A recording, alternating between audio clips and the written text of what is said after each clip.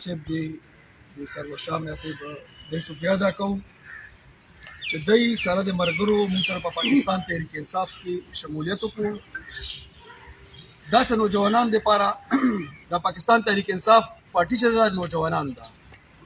او کله چې داسې پړه لیکه نوجوانان رامخکې شي نو دې سره زموږ پارټي پاکستان تحریک انصاف ته یو نوې ولوله یو نوې خون ملاو شي او هغوی په یو نوي دغه باندې کوششونو سره دغه سره روان شي. ورسره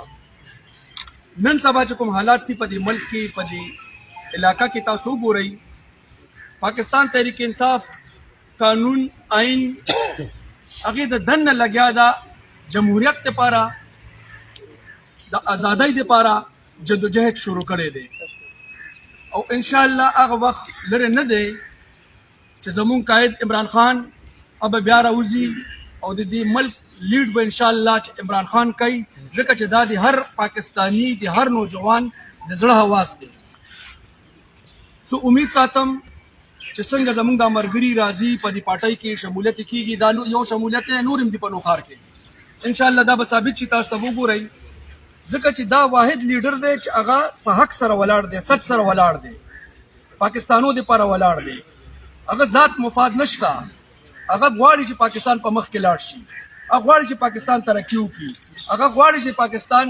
چې کوم هغه عزت خراب شوی دی چې کوم په ملک دنیا کې د عزت نه کېږي چې هغه ته عزت ملاو شي. عمران خان دغه ویژن دی نن هم که عمران خان بې قصوره بې ګناه لګیا دی په دغه کې زندان کې په جیل کې اچولی شوی دی نو دا د دې فاشست حکومت هغه حربي دي چې کوشش کوي چې موږ دا د الیکشن نه بهر وساتو او انشاءالله دا د پاکستانی د هر عوام د هر زلمی دا آواز دی چې کله الیکشن کېږي انشاءالله هغوی به پاکستان تحریک انصاف کامیابی انشاءالله. ولې پاکستان تحریک انصاف کامیابی د هر یو کس د هر پاکستانی ذات لپاره پکار دی ځکه چې پاکستان تحریک انصاف حکومت تاسو وکتو چې کله نه په KPK کې راغلی یا په مرکز کې راغلی د عوام دپاره هغوی چې کوم دغه بو هغه به د عوام دپاره و. عمران خان به چې کله میټینګ و یا څه بو هغې کې به لومبی تپوس کول چې دې کې به د غریب خلکو څه فایده وي عوام ته به څه فایده رسي هغه عوامي مسایل حل کول.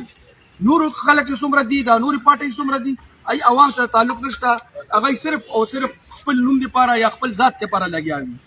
انشاءالله پاکستانی عوام به دا ثابتوي چې موږ به مخکې عمران خان سره و نن هم یو د هغې ثبوت هم دا دی چې څنګه نن میا صاحب په پارټۍ کې شمولیت کوي او انشاءالله سبا هم پارټۍ عمران خان سره موږ ولاړو. په آخر کې زه د میا صاحب او د